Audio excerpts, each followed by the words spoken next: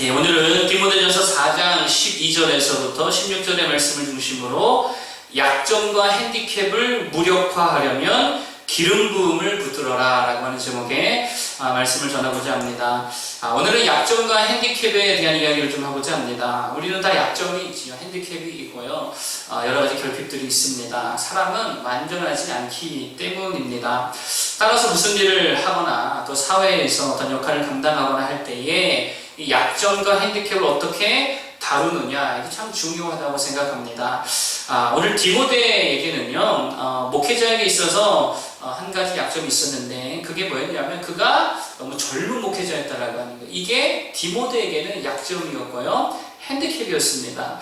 여러분, 아무래도 고대 사회일수록 연장자 하면 지혜자, 그리고 젊고 어리면 우매자, 이러한 생각들이 있었잖아요. 이런 인식이 있었기 때문에 목회자가 상당히 어리다, 젊다라고 하는 것은 이것은 사실상 약점이고 핸디캡이 될 수 있었다라고 하는 거예요. 따라서 이런 상황에서 사도 바울이 디모데에게 어떻게 권면을 하는가, 이것을 통해서 우리가 약점과 핸디캡을 어떻게 다룰지를 몇 가지를 통해 좀 살펴보기를 원합니다. 첫 번째로는요, 관점을 바꾸라라고 하는 거예요. 관점을 바꿔라. 약점이 핸디캡일 수 있지만 반대로 그것이 장점이 될 수도 있다라고 하는 거예요. 관점을 바꾸는 게 중요합니다. 젊다는 것의 장점이 뭡니까? 디모데가 젊었잖아요. 어렸잖아요. 장점이 뭐냐면 체력이 좋다는 거죠. 젊다는 것은 체력이 좋다는 거예요. 그 말은 더 많은 사역을 할 수 있고, 더 많이 전도할 수 있고, 더 오래 기도할 수 있고, 더 많은 일들을 감당할 수 있다라고 하는 거예요. 이러한 장점이 있을 수 있다는 거예요. 그러니까 관점만 바꾸면 젊음이라고 하는 어떤 약점이요, 강점으로 변화될 수 있다라고 하는 거예요. 그게 12절의 내용이죠. 한번 읽어보겠습니다. 자, 12절. 다 같이 읽어보겠습니다. 시작. 누구든지 내 연소함을 업신여기지 못하게 하고 오직 말과 행실과 사랑과 믿음과 정절에 있어서 믿는 자에게 본이 되어 아멘. 여기 보면 연소함을 업신여기지 못하게 하고 오직 말과 행실과 사랑과 믿음과 정절에 있어서 믿는 자에게 뭐가 되래요? 본이 되라 라고 말씀하고 있습니다. 여러분, 본이 된다라고 하는 말이 무슨 말이죠? 앞장선다는 말이죠. 본이 된다는 말은 앞장선다는 말이에요. 그러니까 젊으니까 젊음의 패기로, 그 열정으로 사랑도 더 어떻게 하고요? 더 많이 하고, 믿음도 더 어떻게 해요? 믿음에 대한 뭐 그게 기도든 예배든 이런 것들도 더 많이, 젊기 때문에 더 앞장서서 하고, 더 감당하고, 행실에 있어서도 더 많이 뛰고, 더 많이 봉사하고, 그렇게 항상 본이 되라라고 하는 거예요. 그러니까 젊고 어리다는 것이 오히려 무기가 될 수 있다는 것입니다. 그러니까 관점을 바꾸라는 거예요. 여러분, 인격적인 면에서 요셉이라고 하는 인물을 들여다보면 단점이 있잖아요. 그게 뭐였냐면은, 제가 예전에 학생들에게 이런 설교를 했던 적이 있는데요, 요셉의 인격적 단점이 하나 있었습니다. 그게 뭐였냐면요, 고자질쟁이였다는 거예요. 고자질쟁이. 그래서 형들의 잘못을 맨날 어떻게 했어요? 아버지께 고자질했어요. 그래서 가족 안에서요, 이 공동체 안에서 미움을 받고 어울리지 못하고 왕따, 은따가 되더라는 거예요. 여러분, 그런데 이 약점이라면 약점이라는 것이 보디발의 집에서와 감옥에서는 약점이 아니라 뭘로 활용됩니까? 강점이 되어지고 장점이 되어지더라는 거예요. 여러분, 주인의 입장에서 보면 아주 성실하게 고자질해주는 요셉이 고마워요, 안 고마워요? 고맙지요. 그게 다 맡길 수 있는 믿음이 간다는 거예요. 왜냐하면 하나도 빼놓지 않고 다 고자질해 주니까, 내가 다 알지 못하는 것들도 다 알려주니까 이게 얼마나 고마운지 몰라요. 그래서 그가 가정재반 사무를 다 맡게 되어지고, 감옥에서도 신뢰를 받아서 중요한 요직을 맡게 되어지고, 또 국가 운영도 마찬가지죠. 나라 안팎에서 일어나는 모든 일들을 왕에게 뭐하니까 다 보고해주고 다 이야기해주니까 왕이 다 요셉을 믿고 나란 일을 맡겨주더라는 거예요. 그러니까 약점은 극복하는 것이라기보다는요, 관점을 바꾼다는 개념으로 접근해야 된다는 거예요. 사도 바울의 육체적 가시가 있었습니다. 약점이잖아요. 그래서요, 뭐 대부분의 학자들이 그게 간질병일 거다, 또 안질병일 거다, 또 눈에 이제 좀 시력이 많이 안 좋았을 것이다, 이런 이야기를 많이 하는데, 어쨌든 뭐 간질이든 안질이든 그게 무엇이든 간에, 그래서 하나님께 사도 바울이 기도했습니다. 처음에는 뭐라고 기도했습니까? 고쳐달라고. 그 극복하게 이기게 해달라고 기도했어요. 자, 그런데 하나님의 응답은 뭐였어요? 내 은혜가 주거다는 게, 다시 말하면요, 관점을 바꾸라는 거예요. 그래서 사도 바울이 주님의 응답을 받고 나서 뭐라고 고백하냐면 이렇게 고백합니다. 그러므로 도리어 크게 기뻐함으로 나의 여러 약한 것들에 대하여 자랑하리니 이는 그리스도의 능력이 내게 머물게 하려 함이라. 약점을 고쳐달라 기도하다가 하나님의 응답을 받고 나서는 아니구나, 이것이 오히려 이것 때문에 내가 그리스도 예수 안에 강함을 경험하게 되어지고 나의 약함 때문에 주님의 능력이 나타나게 되는구나 라고 하는 믿음의 관점으로 전환이 되더라는 거예요. 여러분, 약점이 있으세요? 핸디캡이 있으십니까? 관점을 바꾸시길 바랍니다. 그러면 강력해진다는 거예요. 영상 하나를 제가 일부러 준비했기 때문에 컴퓨터를 들었는데요, 요거 한 2분짜리 영상인데 잠깐 보겠습니다. 볼륨을 0으로 좀 맞춰주세요. 에이미 멀리스라는 여인인데 보셨습니까? 아까 그 두 다리가 절단된 상태에도 불구하고 의족을 달고 올림픽 출전에 기록을 세우잖아요. 근데 장애인 올림픽이 아니고 비장애인 올림픽에 나가서 기록을 세우게 되는 거예요. 여러분, 이 에이미 멀리스가요, 이렇게 말했잖아요. 장애와 역경은 피하거나 넘어서야 하는 장애물이 아닙니다. 그 자체로 신이 주신 선물입니다. 이것이 관점이 다르다고 하는 거예요. 그럼 에이미 멀리스가 다른 곳에서 그랬습니다. 자신도요, 청소년 때까지는 이것을 극복하게 해달라고, 극복해야 할 과제로 생각했다 그래요. 그런데 그 이후로는요, 새로운 가능성이다, 이것 자체가 축복이다라고 생각을 했다라고 하는 거예요. 그래서요, 나중에 육상대회도 나가게 되어지고 그리고 엄청난 모델로서 성공 가도를 달리게 되어지더라는 거예요. 관점을 바꿨다는 거예요. 제가 우리 하늘을 보면서 느끼는 것이 바로 그것입니다. 키가 작으니까요, 항상 올려다볼 때가 많잖아요. 그냥 항상 올려다보잖아요. 그래서 그런지요, 항상 하늘 위에 눈에는 뭐가 보일까요? 하늘이 보여요. 저는 하늘 별로 쳐다보면 살지 않거든요. 그런데요, 하늘을 자주 봐요. 그래서 하늘에 뭐가 떠있네, 하늘에 비행기가 날아가네, 저 높은 건물에 어떤 글자가 써있네, 이것이 그에겐 잘 보이는 거예요. 장점이 될 수 있다는 거죠. 여러분, 그래서 저는 생각합니다. 하늘이는 하나님도 잘 보는 아이가 되겠구나. 낮은 자리에 있기 때문에 저 높은 곳을 잘 볼 수 있겠구나. 이것이 강점이고 축복이 될 수 있다는 겁니다.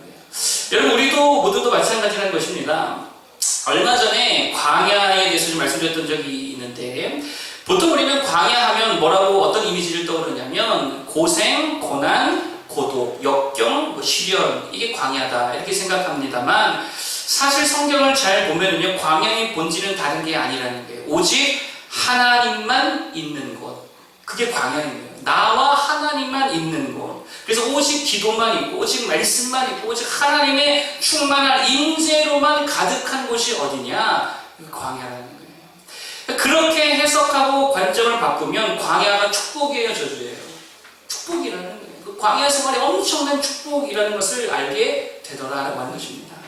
여러분, 어떤 사람은요, 끝을 끝이라고 보지 않고 새로운 관점으로 시작이라고 보죠. 새로운 시작이다. 어떤 사람은요, 백수 시기를요, 백수의 시기로 보지 아니하고요, 더 많이 기도하고 더 많이 하나님께 충성할 수 있는 기회의 때로 본다는 거예요. 어떤 사람은 결혼이 자꾸 늦어지니까요, 이것을 선교의 기회로 삼기도 한다라고 하는 거예요. 관점이 바꾸다 다르다라는 것입니다. 여러분, 어느 시골의 한 농업조합원들이 이렇게 먹는 배 있잖아요. 먹는 배. 그 배를 운반하는데요, 항상 이 운반 도중에 배가 손상이 되더라는 게, 멍들고요, 깨지고요, 자꾸 이렇게 눌리고, 그래서 골치였다 그래요. 그래서 다들 어떻게 하면 이런 배의 손상을 좀 줄일 수 있을까 이렇게 고민했다라고 하는 거예요. 그래서 포장할 때 완충제를 더 넣거나 아니면 포장 단위를 너무 많이 해서 그런가 해서 좀 줄이기도 하고 여러 가지 방법을 썼는데 되게 비효율적이고 그나마도 배의 손상을 막지 못하더라는 거예요. 근데 한 농부가 이 이야기를 듣고 나서 관점을 바꿨대요. 어떻게 접근했냐면, 배의 손상을 줄이지 말고 아예 단단한 배를 만들면 어떻겠냐 싶어가지고요, 그때부터 여러 가지 생물학자 여러 가지 개량하는 그 사람들 있잖아요. 그 사람들과 연구 끝에 사과배라고 하는 것을 개량했다는 거예요. 사과배. 사과배가 뭐냐면요, 겉에 단단하게 사과처럼 단단하지만 안에 맛은 뭐라는 거예요? 배라는 거예요. 이것을 개발했다라고 하는 것입니다. 그래서 더 이상 이제는 운송 중에 배가 상하지 않더라는 거예요. 그냥 단단한 배가 만들어졌기 때문에 걱정 없이 그렇게 하게 되었다라고 하는 거예요. 결국 관점의 차이가 만들더라는 것입니다. 여러분, 관점을 달리할 수 있는 우리 모두 되기를 축복합니다. 특히 믿음의 관점으로 살아갈 수 있는 모두가 되기를 바랍니다. 그래서 약점과 핸디캡을 그냥 극복하는 정도의 수준이 아니고 그 자체가 하나님의 축복이 되어서 정말 약점을 통해서도 도리어 수많은 열매를 낼 수 있는 모두 되기를 축복합니다. 자, 두 번째로 말씀드린 것은 뭐냐면요, 본질에 전념하라는 거예요. 본질에 전념해라. 13절 보겠습니다. 4장 13절. 자, 다 같이 한번 읽어보도록 하겠습니다. 13절 시작. 전념하라. 아멘. 디모데가 목회자였잖아요. 목회자의 사역의 본질이 뭡니까? 이거예요. 읽는 것과 권하는 것과 가르치는 것. 이게 목회 사역의 본질입니다. 그 본질에 전념해라 라고 지금 이야기하고 있다는 거예요. 여러분, 그러니까 우리에게는 언제나 약점과 핸디캡이 있잖아요. 근데 그렇다고 우리가 그 약점과 핸디캡만 들여다 볼 수 없다는 거예요. 언제나 뭐에 집중해야 된다는 거예요? 본질에 전념해야 된다는 거예요.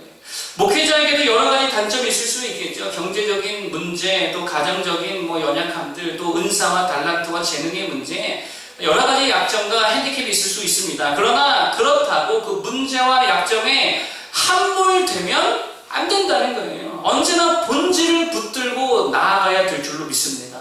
여러분, 교회도 마찬가지입니다. 교회에 여러 가지 문제와 약점이 있을 수 있잖아요. 재정적인 문제가 있을 수 있죠. 규모의 문제가 있을 수 있죠. 또 부동산적인 문제가 있을 수 있죠. 그러나 그럼에도 불구하고 교회는 뭐에 집중하면서 나아가야 되냐면 본질에 집중해야 되는 것입니다. 교회 본질 사역이 뭡니까? 예배하고요, 전도하고요, 선교하고, 말씀 듣고 전하는 거. 여러분, 물론 다른 것들도 할 수 있지요. 바자회, 플리마켓, 또 무슨 운동, 대회 등등 이웃을 섬기고 소통하는 여러 가지 사역들이 필요하고 또 해야 합니다. 그러나 그럼에도 불구하고 가장 중요한 사역은 뭐라는 거예요? 본질이라는 거예요. 말씀 사역, 그리고 예배 사역, 선교 사역. 이거 붙들고 나아가야 된다고 하는 거예요. 성도에게도 본질이 있죠. 성도가 붙들어야 될 본질. 그게 뭘까요? 믿음, 기도, 순종이에요. 여러분, 어떠한 역경이 있어도요, 뭐 붙들어야 된다고요? 믿음과 기도와 순종 붙들어야 돼. 이게 영적인 우리의 본질이라는 거예요. 성도가 붙들어야 될 본질적인 사역이라는 거예요. 믿음을 영어로 트러스트라고 그러죠. 트러스트. 순종을 오베이라고 합니다. 오베이. 기도는 pray. 그 앞글자만 따봤더니요, 뭐가 돼요? TOP가 돼요. TOP. 탑이 되더라고요. 성도가 추구해야 할 탑 세 가지가 뭐냐? 믿음, 순종, 기도라는 것입니다. 여러분, 무슨 관계 문제, 돈 문제, 질병 문제 터졌다 하더라도 뭐 해야 된다고요? 믿고 순종하고 기도해야 될 줄로 믿습니다. 그러면 하나님의 때에 하나님의 방법으로 다 승리할 수 있다라고 하는 거예요. 여러분, 조금 아까 관점을 바꿔라 이렇게 말씀드렸잖아요. 근데 생각해 보세요. 백날 관점 바꿔봐야 하나님께서 도와주시지 않으면 돼요, 안 돼요? 안 돼요. 그 사실밖에 안 되는 거예요. 관점을 바꿔도 그 속에서 늘 뭐 해야 되냐면요, 하나님을 믿고 기도하고 순종해야 될 줄로 믿습니다. 저번에 최희승 그 장로님 이야기 해드렸잖아요. 그가 중풍으로 누웠을 때에 뭐 붙들었다 그랬어요? 하나님을 믿었고 그리고 기도했다 그랬죠. 그랬더니 기도할 때 하나님 응답해 주셨다 그러죠. 브루나이에 가서 교회를 세워라. 그래서 순종했다 그랬죠. 그러자 승리하고 열매 맺었다라는 것입니다. 이번 에피소드 하나 더 들려드릴게요. 2011년 5월 달에 당뇨가 심하다라고 하는 판정을 받았대요. 그래서 당뇨 교육도 받아야 되고 당뇨 수첩도 받고요, 인슐린 주사 놓는 법도 배워서 이제 늘 그 주사를 맞아야 되었다라고 하는 거예요. 자, 그래서요, 그렇게 상황이 되니까 참 절망감이 들더래요. 왜냐하면 다른 게 아니고 이때까지 이분이 작정했던 게 교회 몇 개 세운다고 그랬어요. 100개 세우겠습니다 작정했는데 이때까지 한 70여 개를 세웠다 그래요. 그런데 이렇게 당뇨가 심하게 걸리니까 아이고 이제 내가 선교지로 나아갈 수 없겠구나 싶어가지고 참 절망감이 들었다라고 하는 게. 그런데 어느 날 간호사가 주사를 놔주면서 지나가는 말로 그러더래요. 컨트롤이 잘 되면 인슐린을 줄이고 끊을 수도 있다고. 그런데 자기는 아직까지 그런 사람 보지는 못했지만 그렇다라는 이야기를 들었다는 거예요. 그래서 이때부터 믿음으로 하나님 앞에 5가지를 맹세하고 실천했다는 것입니다. 첫 번째, 과로하지 않고 수면 시간을 늘려야겠다. 두 번째로, 식사량을 평소에 70분을 줄여야겠다. 세 번째, 설탕과 커피를 조절해야겠다. 그리고 네 번째, 하루에 4시간씩 운동하고, 5번째, 질병을 위해 더욱더 뜨겁게 기도해야겠다. 그리고 진짜 하나님을 믿는 믿음으로 기도하면서 이걸 다 실천했다는 거예요. 그리고 3개월이 지나자 결국 인준을 끊게 되었다라고 하는 거예요. 여러분, 이 힘이 어디서 나왔을까요? 하나님을 믿는 믿음과 기도하는 것과 교회를 세우고자 하는 그 하나님의 명령감에 순종하여서 어떻게든 것을 이루겠다라고 하는 순종의 마음이 이런 기적을 일으켰다라는 것입니다.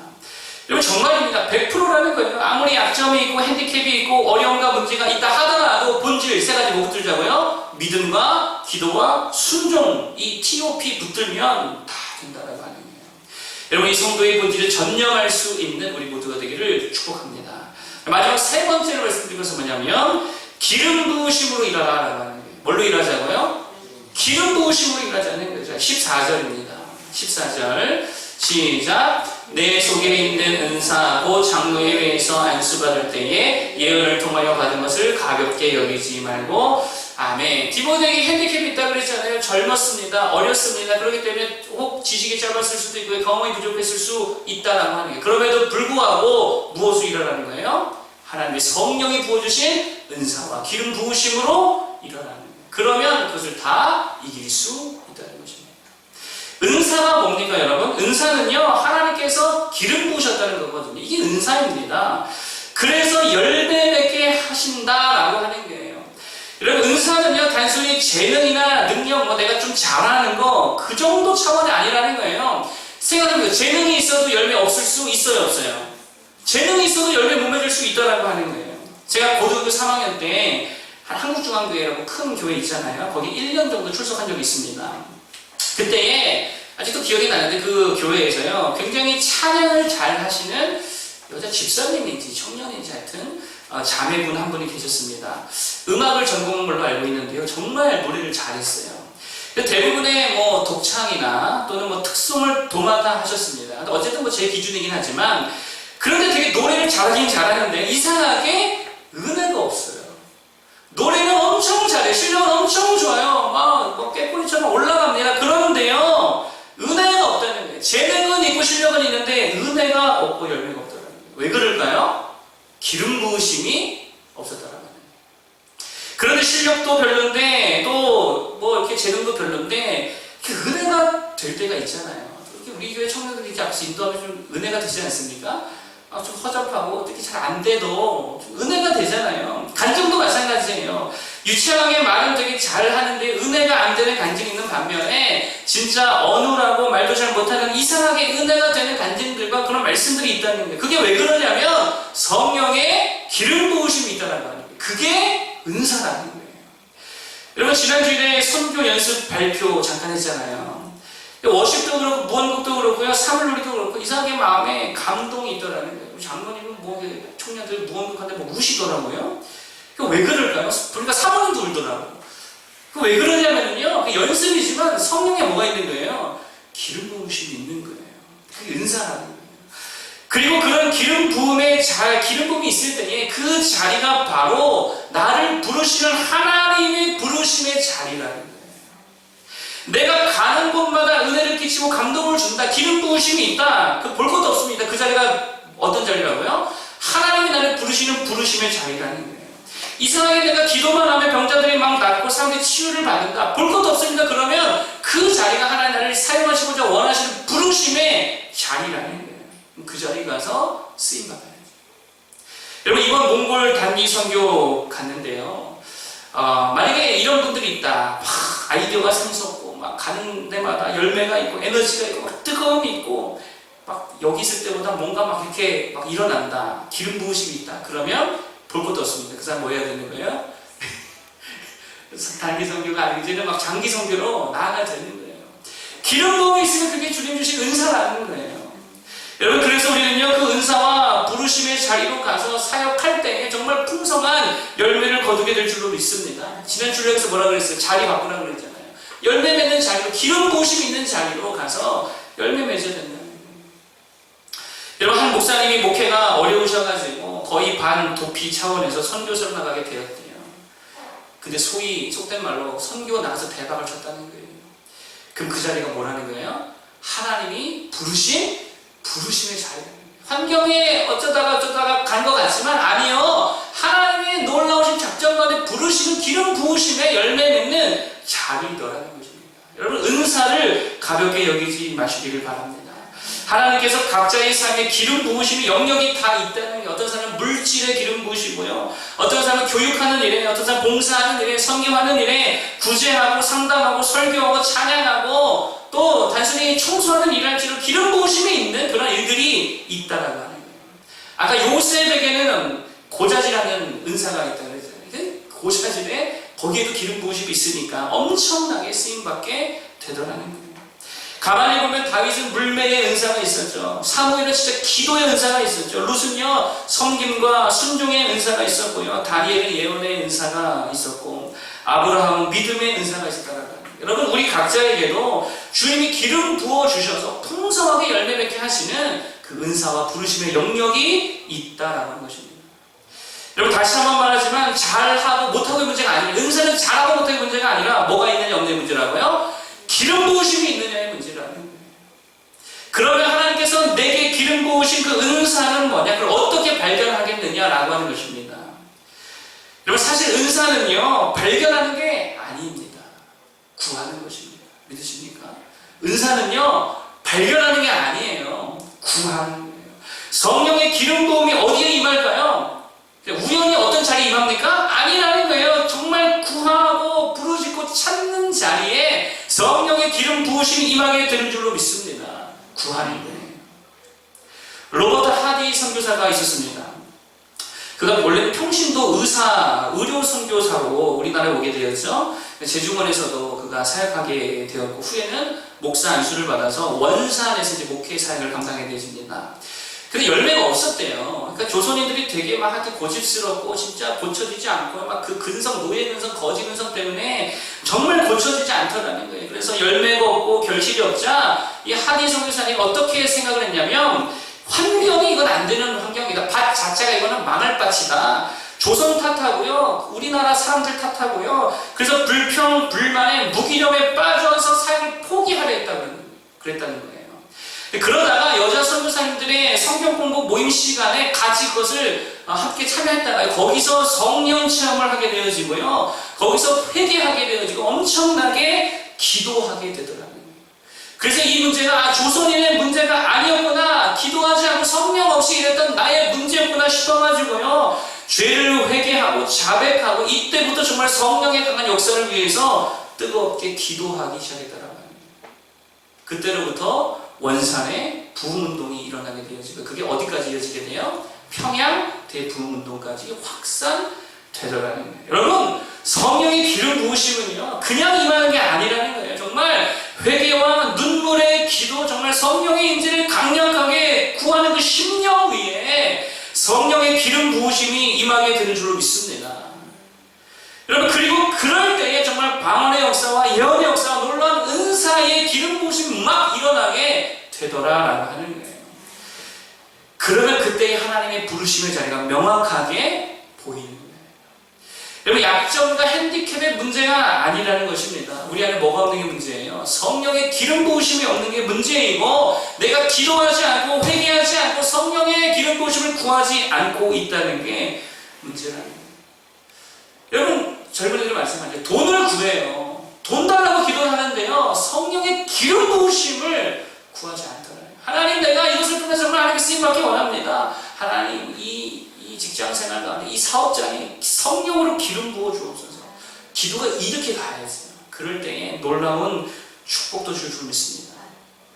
약점과 핸디캡에 대한 문제에 대해서 오늘 몇 가지를 말씀드렸어요. 첫 번째로는 관점을 바꿔라 그랬죠. 약점과 핸디캡은 극복하는 정도의 수준의 문제가 아니라 관점의 문제라고 했습니다. 특별히 믿음의 관점으로 해석할 수 있는 것도 되길 바라겠고요. 두 번째는요, 그럼에도 불구하고 본질에 전념해라. 성도의 본질이 뭐라고 그랬어요? TOP, 믿음, 순종, 기도라고 했죠. 이거 놓치면 다 붙들어도 아무것도 아닙니다. 아무리 큰 문제, 장애, 약점, 핸디캡이 있어도 거의 함몰되지 말고 믿음과 순종과 기도 붙들어서 열매 맺는 모두 되기를 축복하고요. 세 번째, 뭘로 일하자? 기름 부으심으로 일하자 그랬습니다. 은사가 뭐냐? 실력과 재능 아니라 그랬어. 잘하고 못하는 문제 아니라 그랬죠? 성령의 기름 부으심이 은사라 그랬습니다. 그리고 그 자리가 나를 부르시는 주님의 부르심의 자리라 그랬어요. 그럼 어떻게 은사와 부르심을 발견하느냐? 발견하는 게 아니라 그랬죠? 구하는 것입니다. 성령의 임재, 기름 부으심, 구하고 회개하고 엎드려서 찾을 때에 하나님이 쏟아 부어줄 줄로 믿습니다. 그렇기 때문에 여러분들 매 시간마다 정말 그 뜨거운 마음으로 하나님께 구할 수 있는 모두 되기를 축복합니다. 우리 찬양 부르고요. 기도하고 마치겠습니다.